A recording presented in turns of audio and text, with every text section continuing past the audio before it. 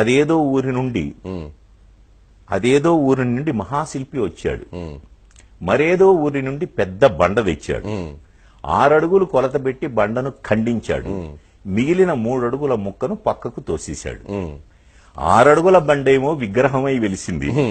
3 అడుగుల ముక్క బండ చాకిరేవు చేరింది.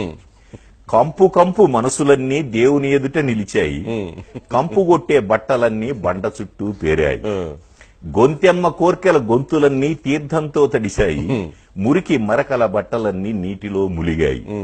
అర్థం గాని స్తోత్రాలతో పూజారి భక్తి శ్రద్ధలు, చాకలి నోటి వెంట ఇస్సు ఇస్సు శబ్దాలు. శఠగోపం పవిత్రంగా ప్రతి తలను తాకుతోంది. పవిత్రతకై ప్రతి బట్ట బండను బాదుతోంది.